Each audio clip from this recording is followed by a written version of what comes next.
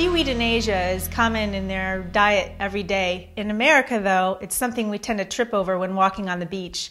There is some great reasons to eat seaweed, though. I'm going to show you some recipes on how to use seaweed and the different varieties available.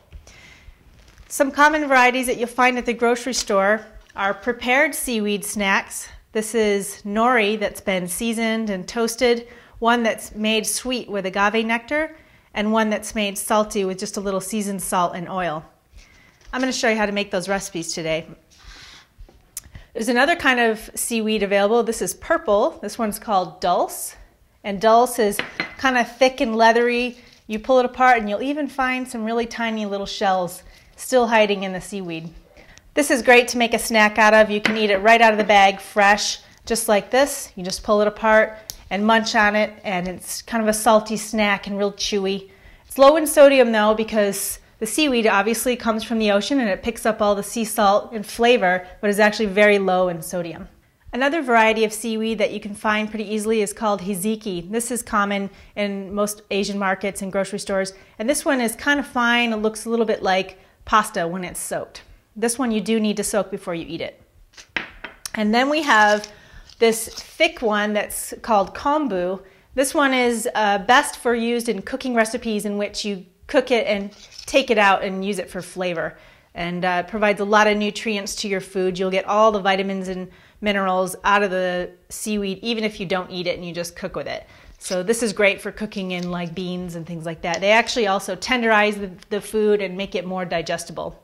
Seaweed is great because it's really high in minerals, especially iodine. Iodine is great for your thyroid, so it can be a really great tool for weight loss, especially if you have an underactive thyroid. Another reason seaweed is great for weight loss is because it expands in your belly. As soon as it hits fluid, it starts to expand.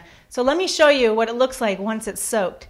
So we've got one piece of kombu here, dried, and 10 minutes later in water, it looks like this. So it expands very much in your stomach. Let me show you in another example. We've got 1 ounce of dried hiziki here, and believe it or not, this is 1 ounce of seaweed soaked, hiziki soaked. So you can see that it really expands. This is what's going to create that feeling of fullness in your belly to help you reduce the amount of food you eat and help with weight loss. There's 2 ways that I like to enjoy seaweed. I'm going to show you how to make a toasted nori. This is a great snack. First, you just take your common nori seaweed.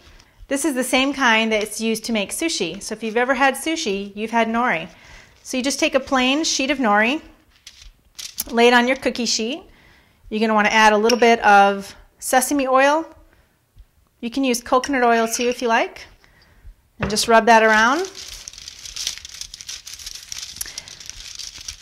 This is a great snack.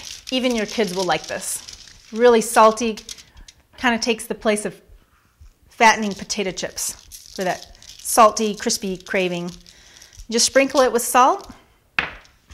Now you put this in the oven and toast it until it starts to just brown slightly. It's only going to be about 10 minutes at about 350 degrees.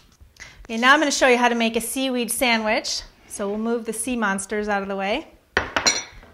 Now I'm going to show you how to toast dulse. This is this one that I showed you that you can eat right out of the bag. It's a great snack fresh, but when you toast it, it has a crispy flavor that kind of reminds you of the flavor of bacon. So we're going to play with that. We'll toast this up. So you'll take your dulse, put it on a baking sheet or toaster oven pan. So our dulse looks good. It's all toasted up. Now we're going to put our sandwich together.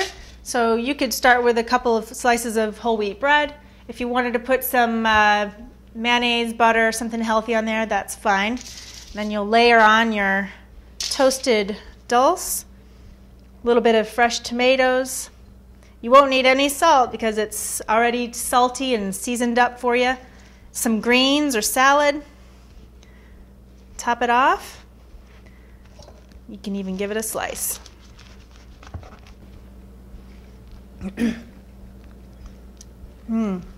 It's great. So this is a great alternative for someone who wants to avoid all the fat and calories that come with bacon. Try something different instead. A little bit of seaweed. For complete recipes and more information, please go to herbalexperience.net.